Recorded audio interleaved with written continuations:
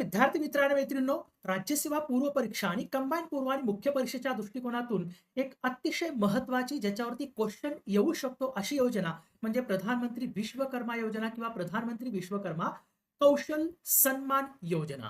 ही योजना पारंपरिक कारागीर आणि शिल्पकार जसे की सुतार, लोहार, चांभार त्यांच्या कामासाठी व साधनांसाठी सर्वांगीण सहाय्य देण्यासाठी 17 सप्टेंबर 2023 रोजी भारत सरकारने सुरू केलेली योजना आहे.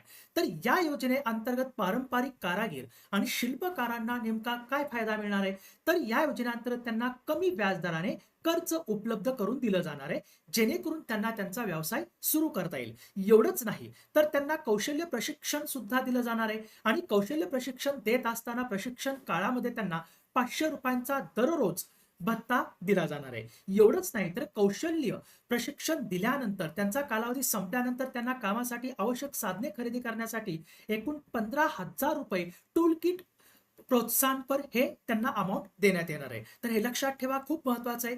नंतर डिजिटल व्यवहारांना याच्यामध्ये प्रोत्साहन देण्यात येणार आहे, जेणेकरून म्हणजे ते ज्या वस्तू विकतील, राईट, त्याचं ट्रान्झॅक्शन जे आहे ते ट्रान्झॅक्शन डिजिटली होतील याची याच्यामध्ये काळजी घेण्यात येणार आहे. म्हणजे या पारंपरिक कारागीर आणि शिल्पकारांचं पूर्णपणे वित्तीय समावेशन करून घेणं, कारागिरांच्या उत्पादनासाठी विपणन मार्केटिंग सहाय्य पूर्णपणे गव्हर्नमेंट पुरवणार आहे ई नाम पोर्टलद्वारे, राईट. दुसरं म्हणजे पारंपरिक कारागिरांना आधुनिक अर्थव्यवस्थेत समाविष्ट करणे या योजनेचा महत्वाचा हेतू आहे. आता महत्वाची दोन उद्दिष्टे कोणती आहेत? तर पारंपरिक कला आणि हस्तकलेला प्रोत्साहन देणे आणि कारागिरांना सक्षम करणे, तसेच कारागिरांना औपचारिक एमएसएमई परिसंस्थेत म्हणजे सूक्ष्म लघु आणि मध्यम उद्योग परिसंस्थेत त्यांचा समावेश करून घेणे आणि भारताची जी पारंपरिक कला आणि हस्तकला आहे तर त्यांना जागतिक व्यासपीठ किंवा भारतीय व्यासपीठ त्यांना उपलब्ध करून देणे, जेणेकरून त्यांचा चांगला व्यवसाय भरभराटीला येईल. तर नक्की लक्षात ठेवा आणि सगळ्या तुमच्या मित्रमैत्रिणींपर्यंत शेअर करा